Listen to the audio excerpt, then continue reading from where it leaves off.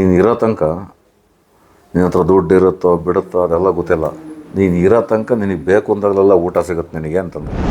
10-11 ಗಂಟೆ ಆಯಿತು. ಸರಿ ಮತ್ತೆ ನಡ್ಕೊಂಡು ಹೊರಟು, ನೀವು ನಮ್ಮಿಬ್ಬರನ್ನ ನೀವು ನಡೀರಿ ಮುಂದೆ ಅಂತಂದು ಸ್ವಲ್ಪ ಮುಂದೆ ಒಂದು 10 ಹೆಜ್ಜೆ ಮುಂದೆ ಇದ್ವಿ. ಆಮೇಲೆ ಹಿಂದಕ್ಕೆ ತಿರುಗಿ ನೋಡಿದ್ರೆ ಇವರು ಬರ್ತಾಯಿದ್ರು. ಬಂದರೆ ಮೈ ಮೇಲೆ ಶಾಲೆ ಇಲ್ಲ. ಆಮೇಲೆ ತಕ್ಷಣ ಬಾಯಿಲಿ ಅಂದರು. ಬಂದು ಒಂದು ಸ್ವಲ್ಪ ಹೊತ್ತು ಹಿಂಗೆ ಕೈ ಹಿಡ್ಕೊಂಡು ಈಗ ಹೋಗು ಅಂದರು. ಅಂದ್ರೆ ನಾನು ನಿನ್ನ ಕೈ ಬಿಡಲ್ಲ ಅನ್ನೋ ಒಂದು ಸ್ಥಿತಿನೋ ಏನೋ ಗೊತ್ತಿಲ್ಲ.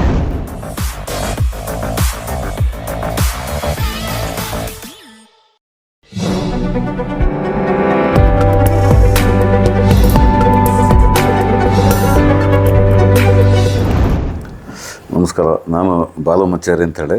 ನಾನು ಈಗ ಮಾತಾಡೋಕ್ಕೆ ಹೊರಟಿರ್ತಕ್ಕಂಥ ವಿಚಾರ ಅಂತಂದರೆ, ನಮ್ಮ ಚಿಕ್ಕಮಗಳೂರು ಜಿಲ್ಲೆ ಸಕರಾಯಪಟ್ಟಣದ ಅವಧೂತರಾಗಿದ್ದಂತಹ ಶ್ರೀ ವೆಂಕಟಾಚಲಯ್ಯ ಗುರೂಜಿಯವ್ರ ಬಗ್ಗೆ ನಾನು ಮಾತಾಡೋದಕ್ಕೆ, ನನ್ನ ಅನುಭವಗಳನ್ನು ಹೇಳೋದಕ್ಕೆ ಇಲ್ಲಿ ಪ್ರಯತ್ನ ಮಾಡ್ತೇನೆ. ವೆಂಕಟಾಚಲ ಅವಧೂತರು ನನಗೆ ಸುಮಾರು, ಅವರು ದೇಹತ್ಯಾಗ ಮಾಡಲಿಕ್ಕೆ ಸುಮಾರು ಒಂದು 15 ವರ್ಷ ಹಿಂದಿನಿಂದ ನನಗೆ ಅವ್ರನ್ನ ನಾನು ಮೊದಲು ಕಂಡದ್ದು ಯಾವಾಗ ಅಂತಂದರೆ, ಒಮ್ಮೆ ನಾನೊಂದು ಪತ್ರಿಕೆಯಲ್ಲಿ ಕೆಲಸ ಮಾಡ್ತಾಯಿದ್ದೆ. ಒಂದು ವಿಚಾರದಲ್ಲಿ ಕೆಲವೊಂದು ದಾಖಲೆಗಳು ಸಕರಾಯಪಟ್ಟಣದ ನಾಡ ಕಚೇರಿಯಲ್ಲಿ ತೊಗೋಬೇಕಾಗಿತ್ತು. ನಾನು ಬಸ್ಸಲ್ಲಿ ಅಲ್ಲಿಗೆ ಹೋಗಿದ್ದೆ. ಅಲ್ಲಿದ್ದವರು ಅವಾಗಿನ್ನೂ ನನಗೆ ವೆಂಕಟಾಚಲಯ್ಯ ಗುರುಗಳ ಬಗ್ಗೆ ಅಷ್ಟೊಂದು ಗೊತ್ತಿರಲಿಲ್ಲ ನನಗೆ. ಯಾರೋ ಹೇಳೋರು ಸಕರಾಯಪಟ್ಟಣದಲ್ಲಿ ಇದ್ದಾರೆ, ಒಬ್ಬರು ಸ್ವಾಮೀಜಿ ಇದ್ದಾರೆ, ಎಲ್ಲ ಆಡೋ ಭಾಷೆಯಲ್ಲಿ ಸ್ವಾಮೀಜಿ ಇದ್ದಾರೆ, ಅವರು ನೋಡಿದ ಕೂಡಲೇ ಎಲ್ಲ ಹೇಳ್ಬಿಡ್ತಾರೆ, ಏನೋ ಹೇಳ್ತಾಯಿದ್ರು. ಬಟ್ ನಾನು ಅವರನ್ನು ನೋಡಿರಲಿಲ್ಲ. ಆ ಸಮಯದಲ್ಲಿ ಸಕರಾಯಪಟ್ಟಣಕ್ಕೆ ಹೋದಾಗ ಏನಾಯಿತು, ಮಧ್ಯಾಹ್ನ 1 ಗಂಟೆ ಆಗಿತ್ತು. ಆ ಸಮಯದಲ್ಲಿ ಗುರುಗಳನ್ನು ನೋಡ್ಬೋದಲ್ಲ, ಎಲ್ಲ ಹೇಳ್ತಾಯಿದ್ರಲ್ಲ, ಇಲ್ಲಿ ತನಕ ಬಂದೇನೆ, ಆ ಗುರುಗಳನ್ನು ನೋಡ್ಬೇಕಲ್ಲ ನಾನು ಅಂಥೇಳಿ ಒಂದು ಸರಿ ನನ್ನ ಕೆಲಸವನ್ನು ಮುಗಿಸ್ಕೊಂಡು ಅವ್ರ ಮನೆ ಹತ್ರ ಹೋದೆ. ಸುಮಾರು 100 ಜನ ಇದ್ದರು ಅವ್ರ ಮನೆ ಮುಂದೆ. ನಾನು ಗುರುಗಳನ್ನು ಜಾಸ್ತಿ ನೋಡಿಲ್ಲ, ಒಂದು ದಿವಸನೂ ನೋಡಿಲ್ಲ, ಫಸ್ಟ್ ಟೈಮ್ ನೋಡ್ಬೇಕು ನಾನು. ಅಲ್ಲಿ ಹೋದೆ, ಒಳಗಡೆ ಗುರುಗಳಿದ್ದಾರೆ ಅಂತ ಹೇಳಿದ್ರು. ಹೋದೆ, ತುಂಬ ಜನ ಅಂದರೆ ತುಂಬ ಜನ ಇದ್ದಾರೆ. ಗುರುಗಳ ಹತ್ರ ಒಂದು 5-6 ಜನ ಸುತ್ತಕೊಂಡಿದ್ದಾರೆ. ನಾನು ಹೋಗಿ ನೋಡಿದೆ, ಗುರುಗಳನ್ನು ನೋಡಿದೆ. ಒಂದು ತುಂಬ ಒಂದು ಭವ್ಯವಾದ ಆಕೃತಿ ಗುರುಗಳು. ಅವರು ಬೇರೆ ಏನು ತುಂಬ ಡ್ರೆಸ್ ಏನಿಲ್ಲ, ಒಂದು ಸಣ್ಣ ಒಂದು ಪಂಚೆ ಉಟ್ಕೊಂಡಿದ್ರು, ಒಂದು ಪಂಚೆ ಅಷ್ಟೇ, ಒಂದು ಪಂಚೆ, ಗಡ್ಡ, ಇಲ್ಲಿ ತನಕ ಗಡ್ಡ ಆಯಿತು. ಅವರು ನಾನು ತುಂಬ ಗಮನಿಸಿದ್ದೆ ಅಂದರೆ, ಅತ್ಯಂತ ಒಂಥರ ತುಂಬ ತೇಜೋಮೂರ್ತಿ ಥರ, ತುಂಬ ಒಂದು ಹೊಳಪಿತ್ತು ಅವ್ರ ಮುಖದಲ್ಲಿ, ಒಂದು ಕಾಂತಿ ಇತ್ತು. ಆ ಕಾಂತಿಯನ್ನು ನಾನು ಗಮನಿಸಿದೆ. ಅಷ್ಟರಲ್ಲಿ ಏನಾಯಿತು, ಅವ್ರು ಸುತ್ತ ಯಾರೋ ಒಬ್ಬ ಇದ್ದ. ಅವನಿದ್ದ, ನೀವು ಹೋಗ್ರಿ ದೂರ, ಗುರುಗಳು ಬೈಸ್ಕೊತೀರ ನೋಡ್ರಿ, ನೀವು ಅವ್ರ ಹತ್ರ, ನೀವು ಹಿಂದೆ ಬರ್ಬೋಡ್ರಿ, ಹೋಗ್ರಿ. ನಾನು ಬಂದಿರೋದು ಗುರುಗಳನ್ನ ನೋಡೋಕ್ಕೆ, ನೀನು ಒಳ್ಳೆ ಗುರು ಹೊಡೆದಂಗೆ ಆಡ್ತೀಯಲ್ಲ ಅಂತ ಅವನಿಗೆ ಬೈದು, ನಾನು ಗುರುಗಳನ್ನ ನೋಡಿ ಏನಾಗಬೇಕಾಯ್ತು, ನನಗೆ ನೋಡಾಯ್ತಲ್ಲ ಇನ್ನೇನಾಗಬೇಕು ಅಂತೇಳಿ ನಾನು ಸೀದಾ ಸಕರಾಯಪಟ್ಟಣದ ಶಕುಂತಲರಂಗನಾಥ ಸ್ವಾಮಿ ದೇವಸ್ಥಾನಕ್ಕೆ ಹೋಗಿ ಅಲ್ಲಿ ದೇವರ ದರ್ಶನ ಎಲ್ಲ ಮಾಡಿಕೊಂಡು, ನನಗೆ ಈ ಇತಿಹಾಸದಲ್ಲಿ ಆಸಕ್ತಿ, ಆ ದೇವಸ್ಥಾನ ಎಲ್ಲ ನೋಡ್ಕೊಂಡು ವಾಪಸ್ ಹೋಗ್ತಾಯಿದ್ದೆ. ವಾಪಸ್ ಅವ್ರ ಮನೆ ಮುಂದೆನೇ ಹೋಗ್ಬೇಕು. ಮನೆ ಮುಂದೆ ಹೋಗುವಾಗ ಏನಾಯಿತು, ಗುರುಗಳು ಬಾಗಿಲ ಹತ್ರ ನಿಂತಿದ್ದಾರೆ. ಅವ್ರು ಒಬ್ಬರೇ ಇದ್ದರು. ನನ್ನ ನೋಡಿ, ಬಾಯಿಲಿ ಒಂದೇ ಒಂದು ಸೀಟ್ ಇದೆ, ಕೂರ್ತೀಯಾ ಅಂತಂದ್ರೆ. ನಾನು ಹಿಂದೆ ಮುಂದೆ ನೋಡೋದು, ಆಯಿತು ಗುರುಗಳೇ ಅಂತಂದೆ. ಕರೆದ್ರ ಒಳಗೆ ಬಾಗಿಲ ಪಕ್ಕ ಕೂರಿಸ್ಬಿಟ್ರು. ಎಲ್ಲ ಸುಮಾರು ಜನ ಕೂತಿದ್ದಾರೆ, ಎಲ್ಲ ಹಾಕ್ಕೊಂಡು ಊಟ ಮಾಡೋದಕ್ಕೆ ಕೂತಿದ್ದಾರೆ. ನನ್ನ ಅಲ್ಲಿ ಕೂರಿಸ್ಬಿಟ್ರು. ನಾನು ಕೂತ್ಕೊಂಡೆ. ಎದುರುಗಡೆ ನಿಂತಿದ್ದಾರೆ ಗುರುಗಳು. ನಾನು ಆ್ಯಕ್ಚುಲಿ ನನಗೆ ಗುರುಗಳ ಬಗ್ಗೆ ಕಲ್ಪನೆ ಇಲ್ಲ, ಅವ್ರಿಗೆ ಏನು ಅಂತಲೂ ಕಲ್ಪನೆ ಇಲ್ಲ ನನಗೆ. ಅಷ್ಟರಲ್ಲಿ ಏನಾಯ್ತು, ಎಲ್ಲ ಬಡಿಸ್ಕೊಂಬಂದ್ರು. ನೀವು ನಂಬಲ್ಲ, ನಾನು ಶುದ್ಧವಾಗಿ ಪರ್ಸೆಂಟ್ನೇ ಮಾಡಿ ಊಟ ಮಾಡೋದಕ್ಕೆ ಶುರು ಮಾಡಿದೆ. ಗುರುಗಳು ನೋಡ್ತಾನೆ ಇದ್ದರು. ಹತ್ತಿರ ಬಂದು, ನಿನಗೆ ಏನು ಅನ್ನಿಸ್ಲಿಲ್ವನ ಅಂತಂದ್ರು. ನಾನು ಹೇಳಿದೆ, ಗುರುಗಳ, ನಾನು ಅಲ್ಲಿಂದ ಬಂದೆ ಕಡೂರಿಂದ ನಿಮ್ಮನ್ನು ನೋಡೋದಕ್ಕೆ. ಅಲ್ಲಿ ಯಾರೋ ಒಬ್ಬ ಬೈದ್ಬಿಟ್ಟು ಆವಾಗಲೇ, ಗುರುಗಳು ಬೈತಾರೆ, ನೀವೆಲ್ಲ ಹಿಂದೆ ಬರ್ಬೇಡ್ರಿ, ಹಿಂಗೆ ಹೋಗ್ರಿ ಅಂತ. ಅವನೇ ಒಳ್ಳೆ ಗುರು ಆಡ್ದಂಗೆ ಆಡ್ತಿದ್ದ, ಅವನಿಗೆ ಬೈಕೊಂಡು ಹೋಗಿದ್ದೆ ನಾನು ಬಂದಿದ್ದು ನಿಮ್ಮನ್ನು ನೋಡೋದಕ್ಕೆ. ನೀವೇ ಕರೆದಾಗ ಇನ್ನೇನು ಅನಿಸ್ಬೇಕು, ಅದೇ ಬೇಕಾಗಿತ್ತು ನನಗೆ. ಬಂದು ಕೂತ್ಕೊಂಡ್ಬಿಟ್ಟೆ ನಾನು.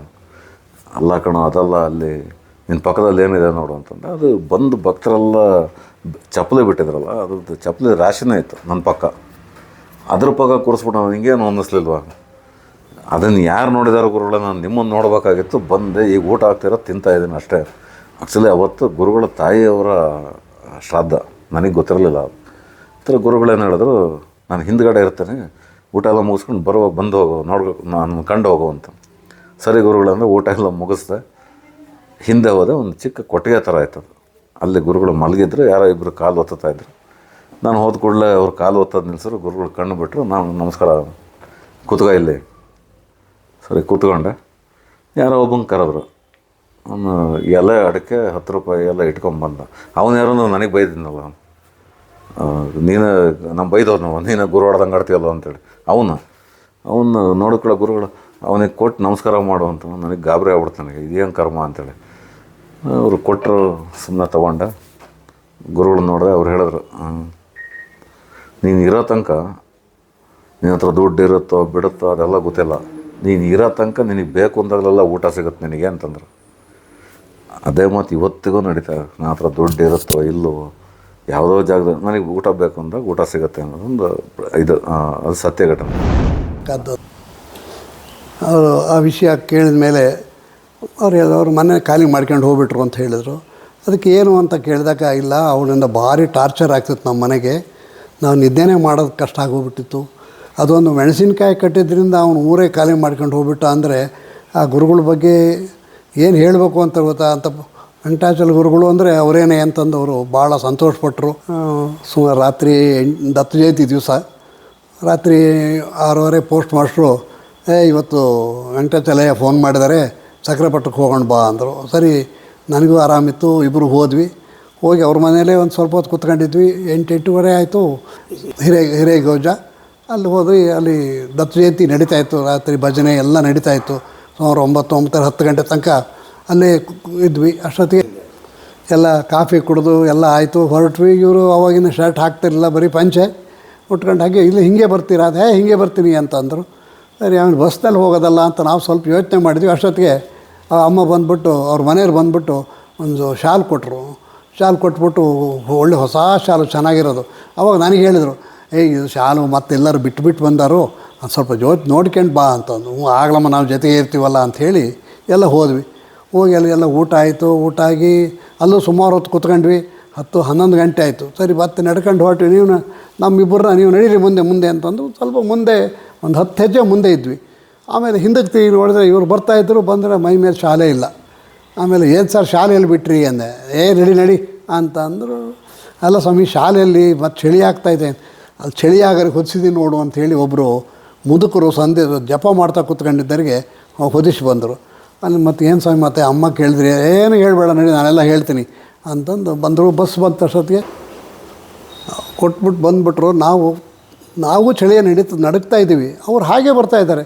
ಅವಾಗ ಏ ಸ್ವಾಮಿ ಹಿಂಗೆ ಏನು ಸಾರ್ ಕೊಟ್ಟು ಬಂದುಬಿಟ್ಟಿದ್ದೀರಲ್ಲ ಅಂದರೆ, ಅಜ್ಜ ಭಾಳ ತಪ ಮಾಡ್ತಾಯಿದೆ, ಅದಕ್ಕೆ ಚಳಿ ಆಗುತ್ತೆ ಅಂತ ಹೊದಿಸಿ ಬಂದೆ ಅಂತ. ನಾವು ಅಂದ್ಕೊಂಡ್ವಿ, ಅಲ್ಲ ನಮಗೇನು ಇಲ್ಲ, ನಮಗೆ ಫಸ್ಟ್ ಇದ್ದರೆ ಬೇರೆಯವ್ರಿಗೆ ಕೊಡೋಕ್ಕೆ ಹೋಗಲ್ಲ ಅಂಥದ್ದು ಇನ್ನೂ ಒಂದು ಶೀಘ್ರ ಹೊದ್ಕೊಂಡು ಬರಬೇಕು ಅಂತಿದ್ರೆ ಅಂಥ ಗುರು ಅವರೊಂದು ಕರುಣಾಮಯಿಯಾಗಿ ಅವನಿಗೆ ಆ ಶಲ್ಯ ಹೊದಿಸಿ ಬಂದರು.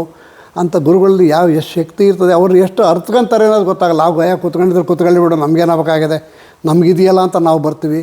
ಆದರೆ ಅಂಥ ಗುರುಗಳು ಸಹವಾಸ ಸಿಕ್ಕಿದ್ದು ನಮಗೆ ಜನ್ಮಾಂತರದ ಪುಣ್ಯ ಅಂದ್ಕೊಂಡು. ಆ ಟೈಮ್ನಲ್ಲಿ ನಾವು ನಮ್ಮನ್ನು ಉಳಿಸ್ಬೇಕು ಅಂತಲೇ ಗುರುಗಳು ಅಷ್ಟು ಇದು ಮಾಡಿದ್ರು ಏನೋ ಗೊತ್ತಿಲ್ಲ, ಅಥವಾ ನಮ್ಮನ್ನು ಚೆನ್ನಾಗೇ ಇಟ್ಟಿರಬೇಕು ಅಂತ ಪ್ರಯತ್ನ ಪಟ್ಟರು, ಏನು ಅಂತ ಗೊತ್ತಿಲ್ಲ. ನನಗೆ ಈಗಲೂ ಅದ್ರ ಬಗ್ಗೆ ಮಾತಾಡೋಕ್ಕೆ ಇದೇ ನಡಗುತ್ತೆ.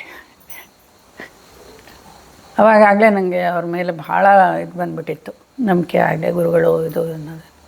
ಬೆಂಗಳೂರಿಂದ ಬರ್ತಾ ಗುರುನಾಥರ ಮನೆಗೆ ಹೋದ್ವಿ. ಇನ್ನೊಂದು ಪೂಜೆ ನಡೀತಾ ಇತ್ತು ಅವಾಗ. ಅಲ್ಲಿ ನಾವು ಹೋದಾಗ ಹಿಂಗೆ ಎಲ್ಲ ಪ್ರಸಾದ ಎಲ್ಲ ಕೊಟ್ಟರು, ಎಲ್ಲ ಆಯಿತು. ಕಳಶ ಹೊತ್ಕೊಂಡು ಎಲ್ಲ ಪ್ರದಕ್ಷಿಣೆ ಮಾಡಿಸ್ತಾಯಿದ್ರು ಎಲ್ಲರ ಹತ್ರ. ಎಲ್ಲರನ್ನೂ ಪ್ರದಕ್ಷಿಣೆ ಮಾಡ್ತಾ ಹೋದರು. ನಮಗೂ ಕರೀತಾರೆ ಅನಿಸುತ್ತೆ ಅಂದರೆ ಸುಮಾರು ಕೊನೇ ಕರೆದ್ರು ನಮ್ಗೆ. ಅವ್ರು ಹೇಳಿದವ್ರು ಮಾತ್ರ ಹೋಗ್ತಾಯಿದ್ರು. ನಮಗೂ ಕರೆದು ಎಲ್ಲ ಆಯಿತು. ಇವರು ನಮಗೆ ಎಲ್ಲ ಸ್ವಲ್ಪ ಜನನ್ನೆಲ್ಲ ಕರ್ಕೊಂಡು ಹೋಗಿದ್ವಿ ನಾವು. ವೆಹಿಕಲ್ ಮಾಡ್ಕೊಂಡು ಹೋದವರು ಜನ ಎಲ್ಲ ತುಂಬ ಇದ್ರು, ನೆಂಟರು ಇಷ್ಟೆಲ್ಲ ಜೊತೆಲಿ. ಅವರಿಗೆಲ್ಲ ಮನೆಗೆ ಹೋಗಬೇಕು ಅನ್ನೋ ಆದ್ರೆ ಅವರೆಲ್ಲ ವ್ಯಾನಲ್ಲಿ ಕೂತ್ಕೊಂಡ್ರು. ನನಗೆ ಹೋಗೋಕೆ ಆಗ್ತಾಯಿಲ್ಲ. ನಡಿ ನೀನು ಅಂತ ಅಂದರು ಗುರುಗಳು. ಸುಮ್ಮನೆ ಇದ್ದೆ, ಹೇಳಿ ಹೋಗ್ತಾನೇ ಇಲ್ಲ ನಾನು, ಮುಂದಕ್ಕೂ ಹೋಗ್ತಿಲ್ಲ, ನಿಂತೇ ಇದ್ದೆ ಅಲ್ಲೇ. ಆಮೇಲೆ ತಕ್ಷಣ ಬಾಯಿಲಿ ಅಂದರು. ಬಂದು ಒಂದು ಸ್ವಲ್ಪ ಹೊತ್ತು ಹಿಂಗೆ ಕೈ ಹಿಡ್ಕೊಂಡು ಈಗ ಹೋಗು ಅಂದರು. ಅಂದ್ರೆ ನಾನು ನಿನ್ನ ಕೈ ಬಿಡಲ್ಲ ಅನ್ನೋ ಒಂದು ಸ್ಥಿತಿನೋ ಏನೋ ಗೊತ್ತಿಲ್ಲ. ಗುರುಗಳಾಗೆ ಬಂದು ಮಾತಾಡಿಸಿದ್ರು ಕೂಡ ನನಗೆ ಮಾತಾಡೋ ಒಂದು ಇದು ಬರ್ತಿರ್ಲಿಲ್ಲ. ಮಾತೇ ಕಡಿಮೆನೋ ಅಥವಾ ಆವಾಗ ಮಾತಾಡಲಿಲ್ವೋ, ಆಡಿಸ್ತಿರ್ಲಿಲ್ವೋ ಅವರು ಗೊತ್ತಿಲ್ಲ.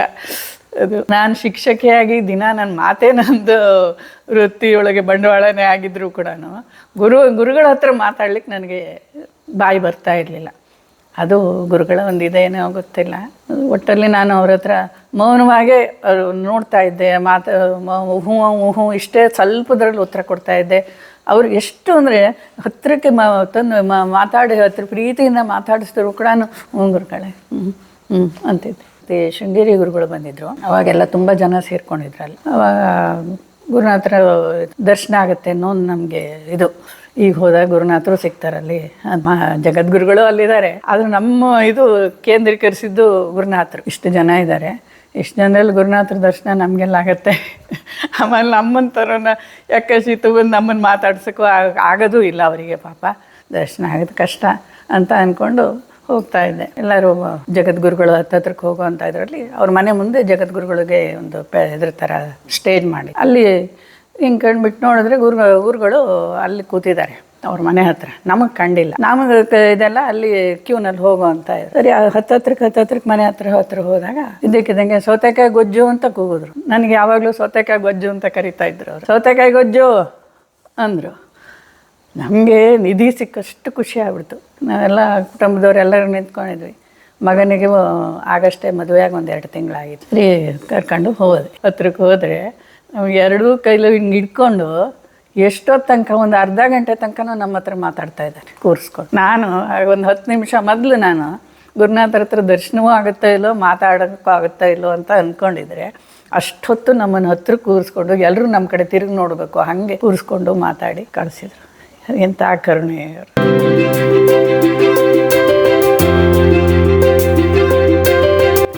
ದಯಮಾಡಿ ಲೈಕ್ ಮಾಡಿ, ಶೇರ್ ಮಾಡಿ, ಸಬ್ಸ್ಕ್ರೈಬ್ ಮಾಡಿ, ಮರೆಯದೆ ಬೆಲ್ ಬಟನ್ ಒತ್ತಿ. ಧನ್ಯವಾದಗಳು.